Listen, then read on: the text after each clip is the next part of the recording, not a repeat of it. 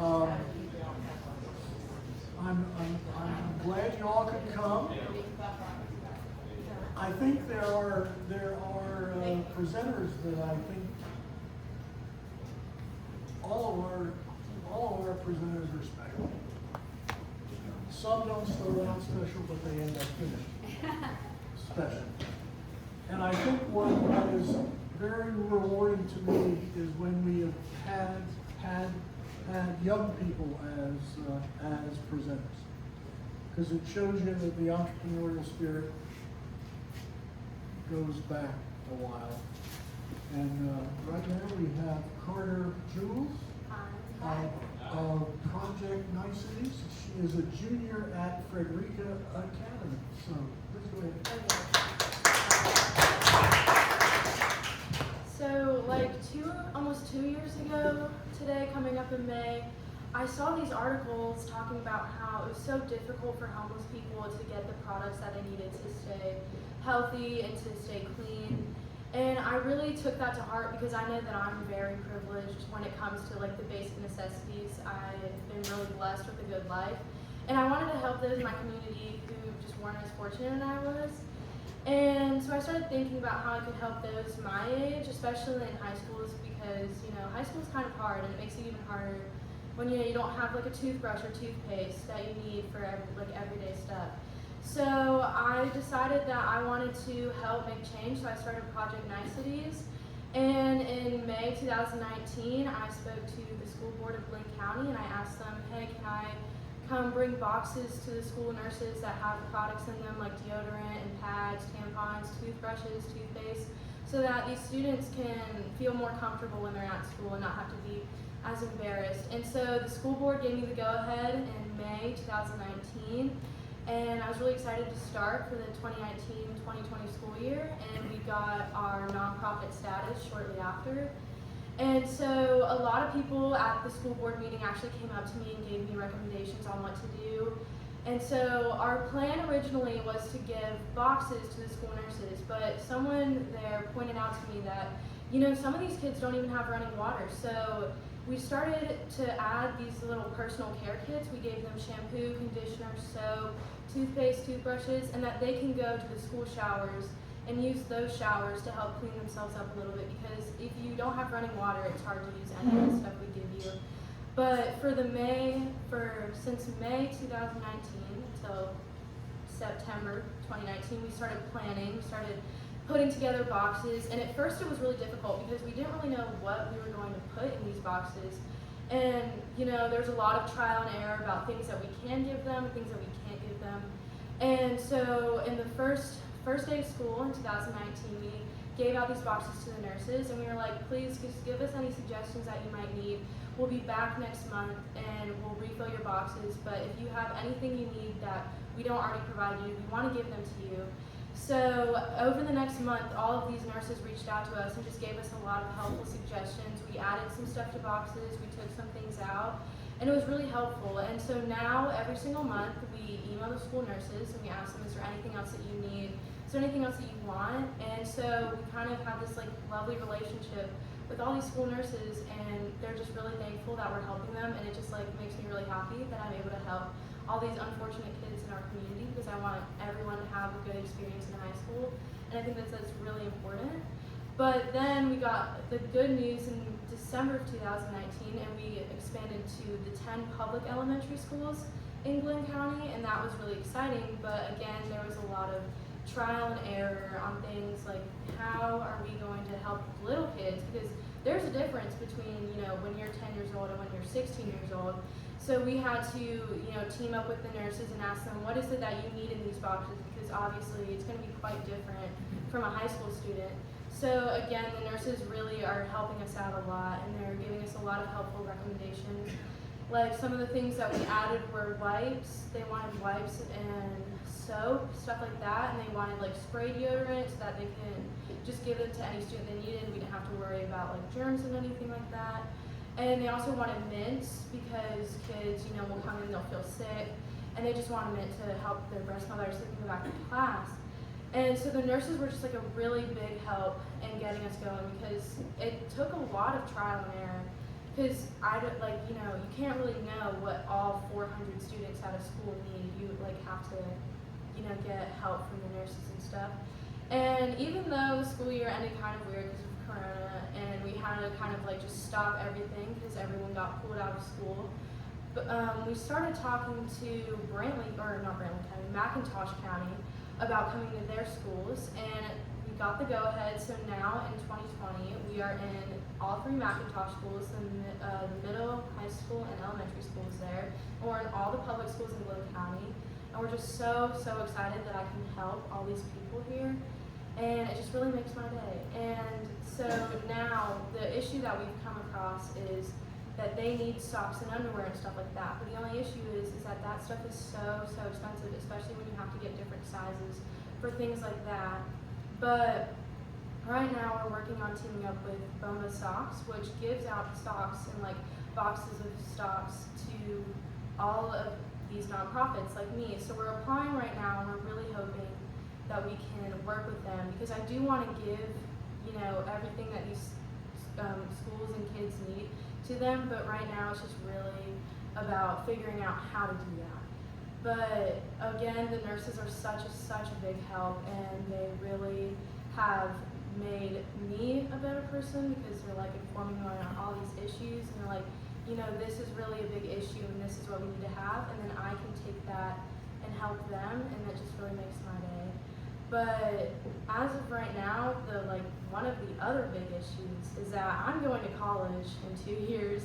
I'm going to be a senior next year, and then I'm going to college. So our issue right now is who's going to follow me after this, if there's anyone that's going to take over. Because I do still want to keep this going. I think that this is really important, and I really just want to keep it going. But the issue right now is that like who's going to take over and that sort of stuff. So we're still trying to figure out all those little kinks in that situation. But I'm really hoping that I can keep this going and keep expanding to different schools. We've had a couple fundraisers to raise some money. My dad was nice enough to throw like a golf tournament, and we raised about $8,000 for it, and so that was really big. And then I've been talking to a friend of mine in Pennsylvania, right outside of Philadelphia, and we're looking to also expand up there. So I really just want to keep expanding and keep helping more and more students in need, and that's kind of my goal.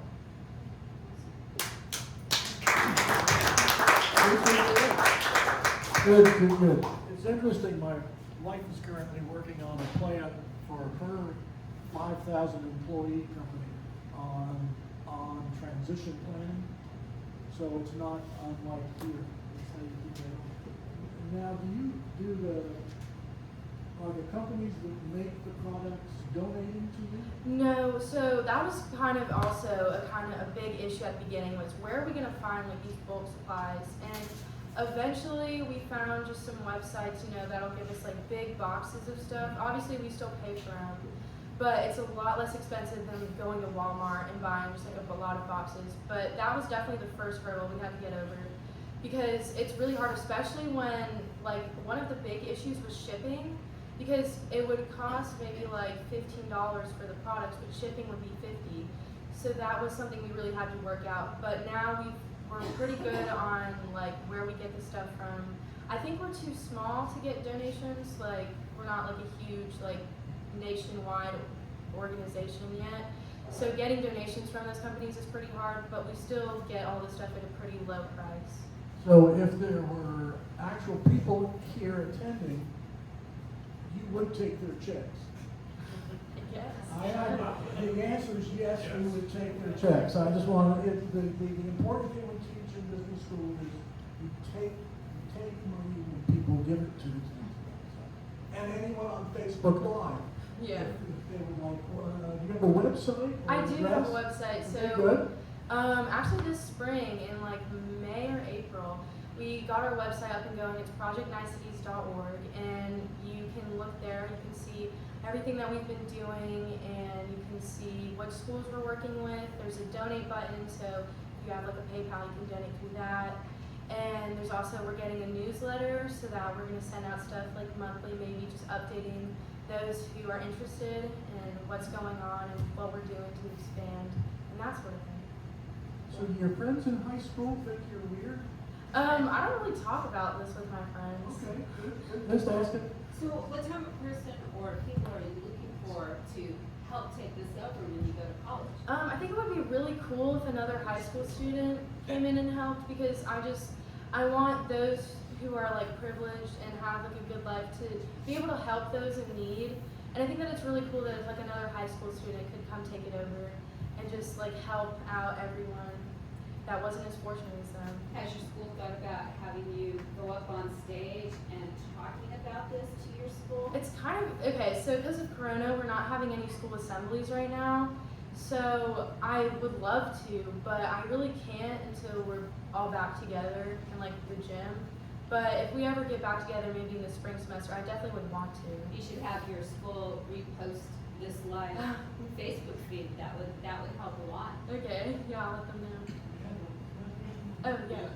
So thinking about, how you could expand this, I guess, I know there's sensitivity on data, so I don't know if you're able to collect the names of the students that, that do come and take advantage of what you provide.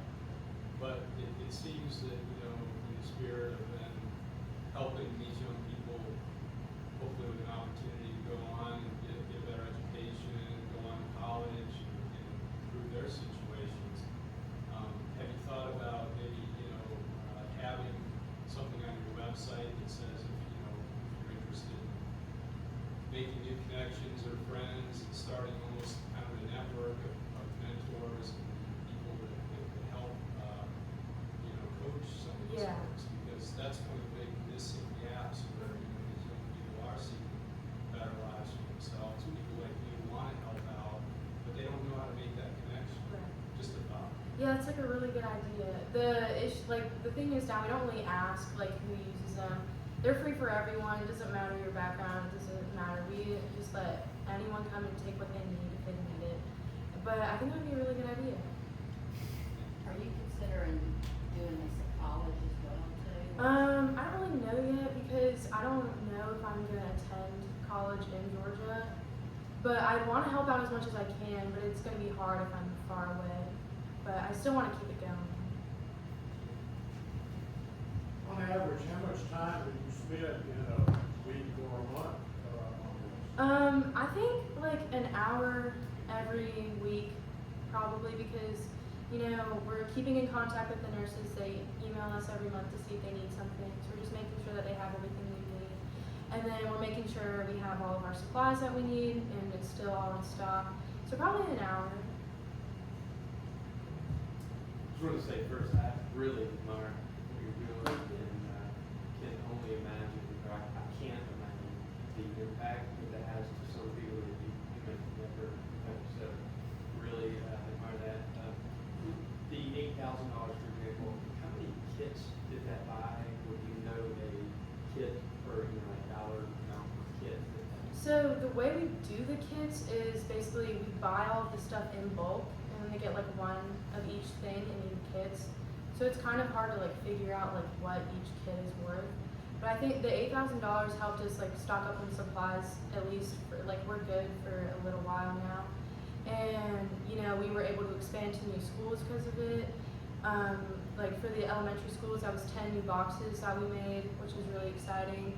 We made a bunch of new personal care kits to give out to the middle and high schools in Glenn County, and so it helps a lot, but it's like really hard to figure out how much it's worth. What popped in my mind is hearing a lot of organizations when they say for $50, this provides 5 kits for Yeah. 5 students for 1 month. It just makes it really easy Yeah. to say, okay, here's $50 or $100. Yeah. We were trying to do that because we added a donate part on our website. We're trying to figure out just like really like minute details, because like one shampoo bottle probably costs like 2 cents, like based on all of them that we buy. So it's really like hard to calculate like how much that one single kit is worth.